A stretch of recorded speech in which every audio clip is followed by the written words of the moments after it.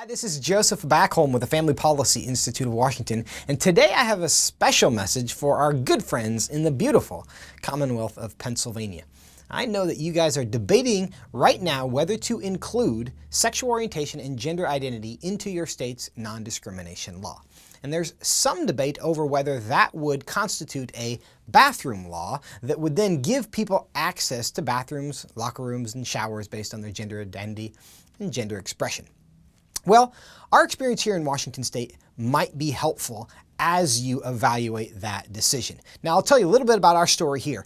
Our Washington law against discrimination was amended in 2006, so it's been quite a while, long before any of this bathroom stuff was going on.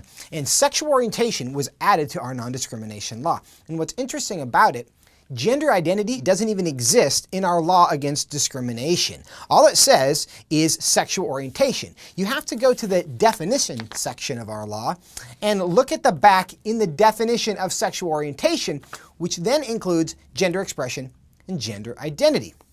Now keep in mind, the word bathroom, locker room, shower can be found nowhere in our state law. So how did we get to the point where we are today, where anyone can walk into any facility based on what they say they are that day or that moment?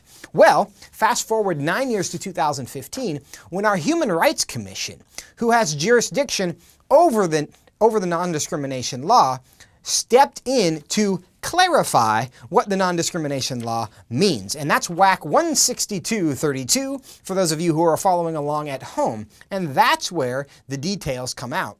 And they declared for the rest of the state, keep in mind the Human Rights Commission is not elected by anyone, what they said was that, quote, all covered entities shall allow individuals the use of gender-segregated facilities such as restrooms, locker rooms, dressing rooms, and homeless or emergency shelters that are consistent with that individual's gender expression or gender identity. So it took them 9 years to declare as a commission what this law meant and that it applied to locker rooms, bathrooms, and showers. Now keep in mind, this same rule specifically prohibits public accommodations from creating a third facility that people who have gender dysphoria would be allowed to use. It goes beyond that and says, quote, if another person expresses concern or discomfort about a person who uses a facility that is consistent with that person's gender expression or gender identity, the person expressing discomfort should be directed to a separate or gender-neutral facility if available. So what that means is that if your 8-year-old daughter is uncomfortable having a grown man who identifies as a woman undressing next to him in her local locker room, then your 8-year-old daughter can be removed to a private facility, but the man identifying as a woman cannot be removed. That's the state of our law in Washington State.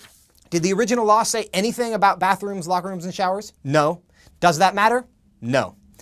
The good news in all of this is that since 2006, our state Human Rights Commission has found 0 cases of probable cause where somebody was discriminated against based on their sexual orientation or gender identity. That means all the threats about people losing their job because of who they love and who they're married to don't exist in Washington State. They found 0 cases of that.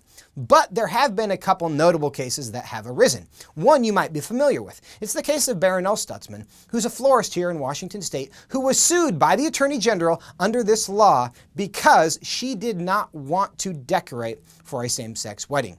A more recent case that occurred at the end of 2017 involved a homeless shelter in the city of Seattle. The Union Gospel Mission was sued by one of its volunteers because they are incorporated as a church and therefore would not hire somebody in a same-sex relationship because that is not consistent with their beliefs and their code of conduct. So we have the Attorney General suing a grandmother who did not want to decorate for a same-sex wedding, and we have a legal aid clinic volunteer suing a homeless shelter. Those are the impacts of this bill. So what we've actually seen is that while the intention is to protect people from being fired as a shield against discrimination, in reality, the only thing this is used as is a sword for the government to attack people that may disagree with the political opinions of the current majority.